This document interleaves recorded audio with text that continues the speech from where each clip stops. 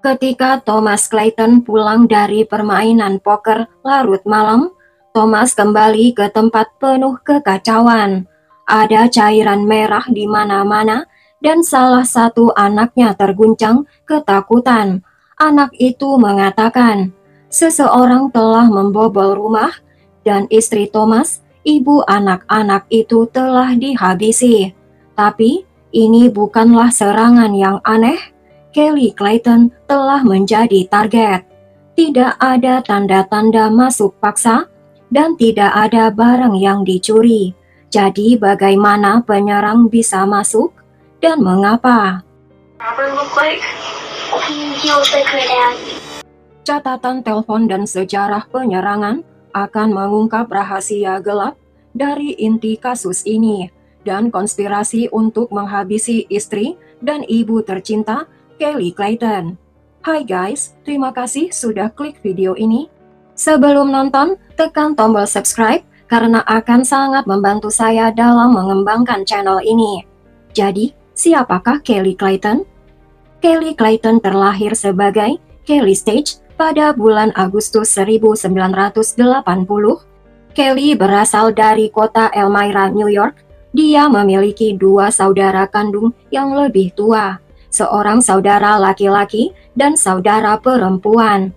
Ayah Kelly adalah seorang kepala pemadam kebakaran di Departemen Pemadam Kebakaran di kota West Elmira. Ayahnya juga berdedikasi untuk memimpin dan melatih komunitas olahraga lokal. Antusiasme ayah Kelly terhadap olahraga menular dan Kelly sendiri melanjutkan untuk menjalani kehidupan yang aktif di Akademi Gratis Elmira. Kelly berada di regu pemandu sorak dan tim softball. Kelly lulus tahun 1998 sebagai siswa berprestasi. Kelly melanjutkan prestasi akademisnya di Universitas Negeri New York atau State University of New York yang berlokasi di Oneonta, New York. Setelah kuliah, Kelly pindah ke Las Vegas, bekerja sebagai pelayan koktail dan menikmati keramaian hiruk-pikuk. Kelly tinggal di Nevada untuk sementara waktu sebelum kembali ke negara bagian asalnya, dan di kota Elmira, Kelly bertemu calon suaminya, Thomas Clayton. Thomas lahir di Bingham, di New York, tahun 1978. Ayah Thomas bekerja sebagai penata taman, dan ibunya bekerja menjalankan perusahaan jasa makanan. Thomas mengalami masa kecil yang biasa. Thomas sangat disukai dan siswa rata-rata di mana dia cukup unggul dalam olahraga.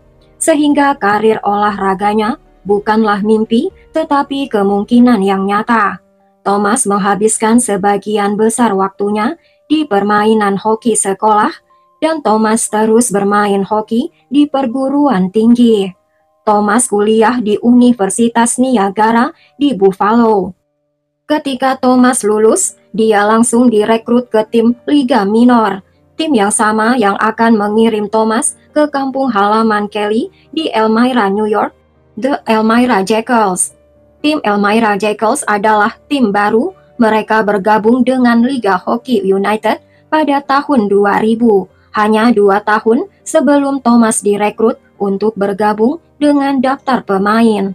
Tetapi tim memiliki pemain yang bagus dan Thomas melihatnya sebagai jalan ke dunia hoki.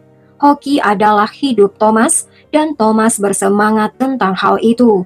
Hoki adalah olahraga yang sulit dan di dunia profesional, memenangkan permainan dapat berarti segalanya bagi karir pemain. Thomas dekat dengan salah satu teman setimnya, Brett Wingnut Wingfield. Pada tahun 2004, seorang pemain lawan mematahkan kaki Brett di atas es. Ditakutkan cedera itu akan mengakhiri karir Brett dan Brett menyimpan dendam. Pada bulan Desember 2005, Brett membalas dendam itu. Tim Brett, The Danbury Tracer, bermain dengan tim yang telah mematahkan kaki Brett. Di tengah pertandingan, perkelahian dimulai di atas es, dan Brett melihat kesempatannya. Brad pergi ke pemain yang telah mematahkan kaki Brad setahun sebelumnya. Brad dikeluarkan dari S dan diberi pelanggaran. Tetapi Brad belum selesai, dan Thomas tampaknya berbagi keinginan temannya untuk berkelahi. Pada tahun 2003, pasangan teman itu berkelahi dengan 4 kadet polisi di sebuah bar di kota Elmira. Perkelahian itu tampaknya dimulai oleh perilaku Thomas sendiri, termasuk menari dengan pakaian hampir polos di atas meja. Mereka membawa perkelahian dari dalam bar ke jalan dan polisi dipanggil. Brad didakwa dengan kejahatan penyerangan dan Thomas didakwa dengan kekerasan dan pelecehan di depan umum. Perilaku agresif yang mengganggu ini bagi Brad adalah tanda-tanda hal-hal yang akan terjadi. Tetapi apa artinya bagi Thomas? Thomas masih bermain hoki ketika dia bertemu Kelly, seorang teman yang bekerja di bar, di mana tim Thomas sedang nongkrong, memperkenalkan Thomas dan Kelly. Kelly adalah orang yang mendukung Thomas sejak awal, selalu menghadiri pertandingan Thomas. Tetapi itu adalah hidup yang melelahkan. Pada tahun 2006, Thomas pensiun dari karir hokinya dan menetap dengan Kelly.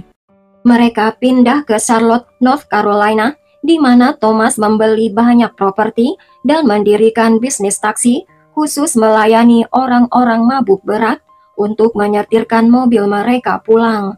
Thomas dan Kelly memiliki anak pertama Charlie dari 2 anak mereka, dan untuk sementara mereka hidup dalam kebahagiaan rumah tangga. Pada tahun 2011, sekitar setahun sebelum mereka mendapatkan anak kedua, Cullen, mereka pindah kembali ke kota New York. Thomas memasuki bisnis restorasi rumah. Dia memulai bisnis bernama Surf Pro bersama seorang teman yang mengkhususkan diri dalam kerusakan air, kebakaran, dan kerusakan jamur. Kelly sementara itu bekerja sebagai pelayan di Woodhouse Stadium Grill untuk menambah penghasilan mereka. Pasangan itu membeli lebih banyak properti untuk disewakan. Pasangan itu tampak bekerja sama dengan baik, mengelola keuangan mereka dan kehidupan mereka yang sibuk sebagai orang tua. Dari luar, pasangan yang aktif ini dan anak-anak mereka membuat keluarga teladan dalam rumah mereka di Canton, New York. Tetapi kehidupan keluarga yang tampaknya bahagia ini segera hancur semuanya. Semuanya berubah pada malam tanggal 28 September 2015. Itu adalah malam yang panas dan lembab, dan ada badai tropis di Cakrawala. Kelly berada di rumah bersama anak-anak yang masing-masing mereka berusia 5 dan 2 tahun. Thomas sementara itu sedang bermain poker. Thomas memiliki pengaturan bermain poker dengan teman dan tetangga. Dan Thomas jarang melewatkan permainan poker mingguan mereka di hari Senin. Malam ini tidak ada pengecualian. Permainan berjalan seperti biasanya dan tidak seorang pun yang tidak hadir. Pada suatu saat di malam hari, seorang pemain poker menyebutkan dia mengharapkan pengiriman pasokan besar tirai rusa. Tirai rusa adalah kabin kamuflase yang digunakan oleh pemburu untuk menyamarkan mereka dari satwa liar. Masing-masing mereka sekitar 150 kg. Jadi pemain poker itu akan membutuhkan bantuan untuk membawanya. Thomas mengatakan dia tahu seseorang yang akan membantu. Jadi Thomas menggunakan telepon tuan rumah untuk menelpon seorang pria yang Thomas kenal, menawarkan kepadanya pekerjaan. Tawar-menawar pekerjaan yang biasa ini akan menjadi kunci dari peristiwa. Pada tengah malam, Thomas pulang ke rumahnya dan menemukan hidupnya berubah selamanya. Sekitar pukul 12.30 pagi, Thomas memasuki ruang tamunya yang gelap. Thomas menemukan Kelly di atas lantai dengan luka di kepala di dalam genangan besar cairan merah di sekeliling Kelly. Kelly telah diserang dengan kejam. Kelly sudah meninggal dunia. Ada pergumulan perkelahian itu telah membangunkan putri mereka Charlie yang memberitahu ayahnya, "Ayah, ada perampokan." Thomas yang istrinya ada di atas lantai menelpon 911. Help me, my wife is dead. How long has she been down? I don't know, I just got home. Ketika polisi tiba di rumah itu, mereka menemukan tempat kejadian pembunuhan yang mengerikan. Ada cipratan darah di mana-mana di dinding. Kelly dianiaya sampai meninggal. Polisi memastikan tidak ada tanda masuk paksa. Polisi bertanya, apa Thomas pernah melakukan kekerasan domestik pada Kelly? Pelaku meletakkan korban di dapur, dan polisi melihat wajah Kelly terluka parah. Polisi menduga tersangka adalah suaminya Thomas. Seseorang telah menyerang Kelly di kamar tidur utama, dan Kelly melakukan perlawanan dan mencoba melarikan diri. Jadi pelaku mengejar Kelly ke lorong, menuruni tangga, dan ke ruang tamu. Ada lubang besar di dinding, dan cairan merah ada di mana-mana. Kelly telah dihabisi dengan gagang fiberglass dari palu. Polisi membawa Thomas keluar. Thomas gelisah, dan polisi mencoba menenangkan Thomas. Polisi perlu meminta kejelasan kepada Thomas tentang apa yang terjadi. Karena satu-satunya saksi lain adalah gadis 7 tahun. Thomas bersikeras bahwa dia telah berada di luar rumah sepanjang malam, dan Thomas pulang ke rumah untuk menemukan istrinya meninggal, dan Thomas tidak tahu apa yang terjadi pada istrinya.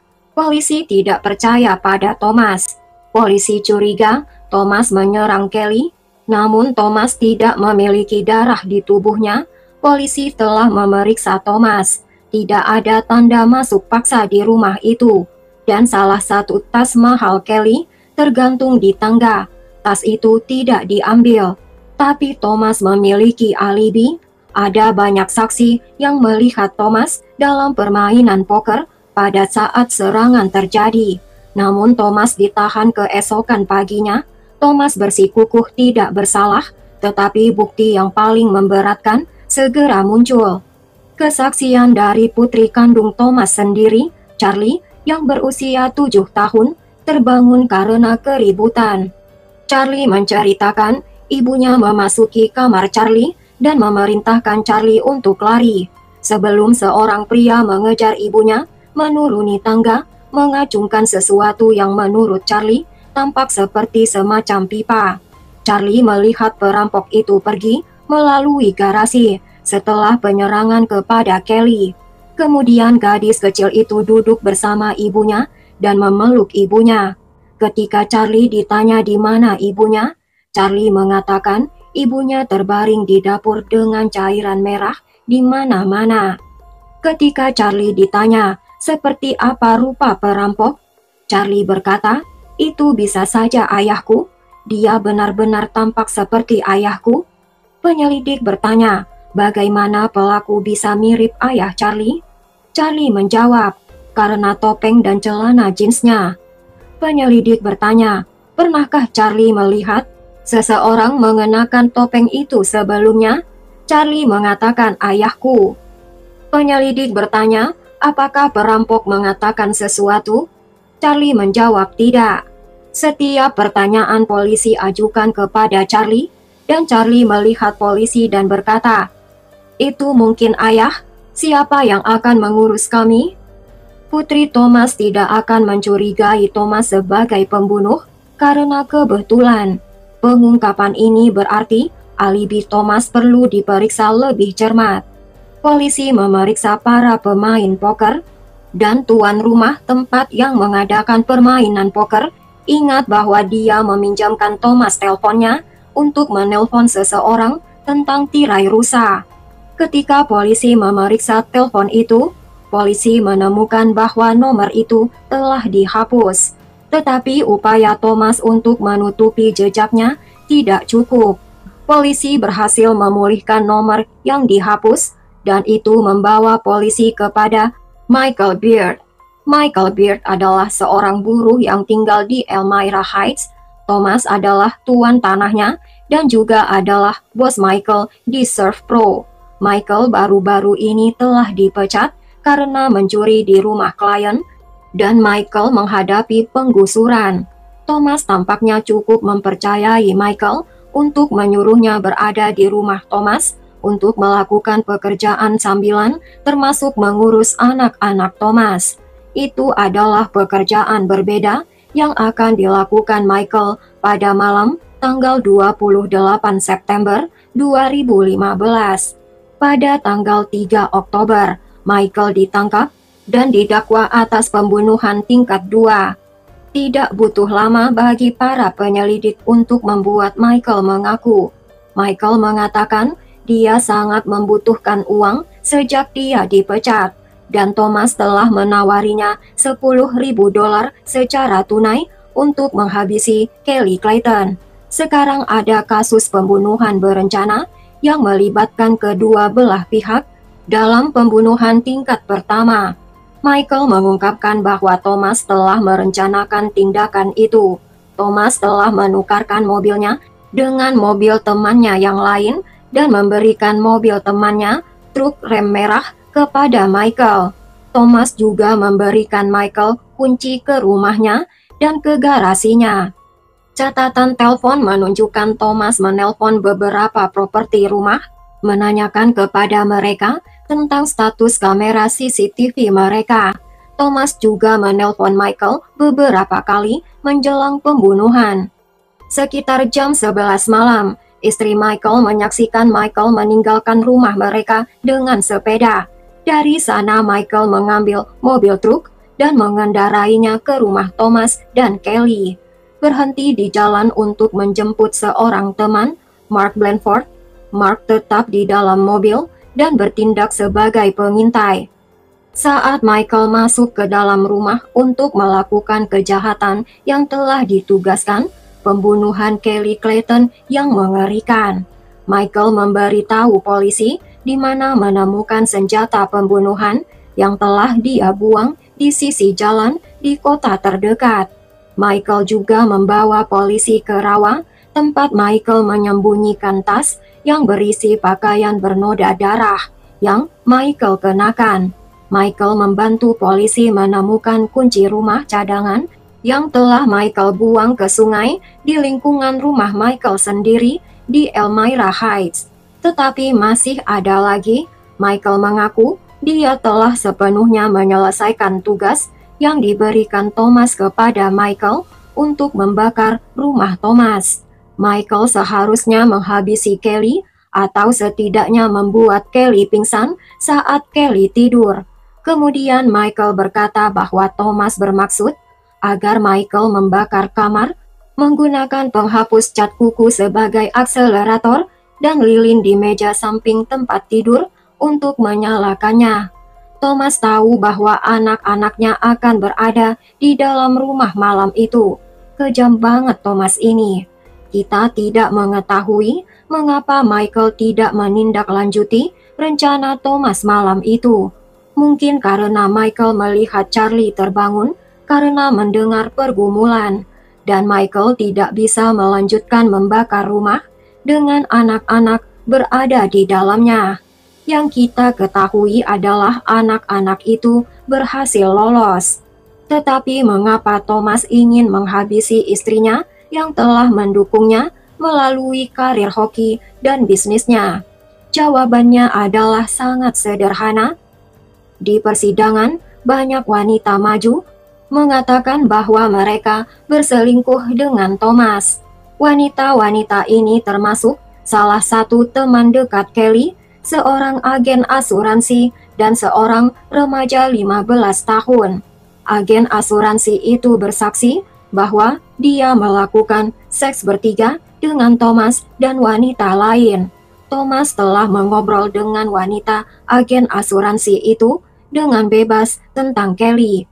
Thomas menggambarkan istrinya sebagai pemalas. Thomas berkata dia tidak bisa menceraikan Kelly karena Kelly akan mengambil semuanya. Thomas itu serakah dan terobsesi dengan uang. Ditambah satu lagi, dia bodoh luar biasa. Coba bila Thomas tidak serakah, dia mau berbagi dengan Kelly, maka Thomas tidak akan tertangkap dan masuk penjara. Bila Thomas tidak menghabisi istrinya, maka Thomas bisa berbisnis lagi, menikah dengan wanita yang baru, dan mengumpulkan lebih banyak uang. Hanya setahun sebelum pembunuhan, Thomas telah meningkatkan polis asuransi jiwa Kelly dari $500.000 menjadi $1 juta. Beberapa minggu kemudian, Thomas memberitahu keponakan Kelly, "Ini akan menjadi Natal terakhir dan saya di sekitar, dan kami bersama sebagai sebuah keluarga." Semua tanda-tanda ini menunjuk pada pembunuhan yang telah direncanakan untuk waktu yang lama. Pernikahan Thomas dan Kelly telah hancur, dan Thomas mencari cara untuk menyingkirkan Kelly sambil mengantongi uang tunai. Michael Beard adalah kaki tangan yang sempurna. Michael diadili pada bulan November 2016. Saat itu Michael telah mengubah ceritanya dengan mengatakan bahwa Thomas telah membayarnya untuk membakar rumahnya sebagai bagian dari penipuan asuransi. Michael mengatakan dia telah tiba di rumah Thomas, tetapi Michael mundur ketika Michael menemukan perampokan telah terjadi dan bahwa Kelly telah dihabisi. Michael mengaku tidak bersalah, tetapi Michael telah mengaku di hadapan dewan juri dan pengakuan ini tidak akan mudah diabaikan. Michael mengaku dia telah diintimidasi oleh penyelidik untuk mengakui.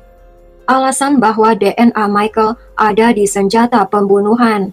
Michael berkata, perampok telah menyerahkan senjata itu pada Michael sebelum perampok itu melarikan diri. Juri merasa sulit mempercayai hal itu. Juri menghukum Michael atas 1 tuduhan pembunuhan tingkat pertama dan 2 tuduhan tingkat kedua. Michael dijatuhi hukuman penjara seumur hidup tanpa pembebasan bersyarat. Mark Blandford dijatuhi hukuman 3 hingga 6 tahun penjara. Michael di balik penjara terus merubah ceritanya lagi.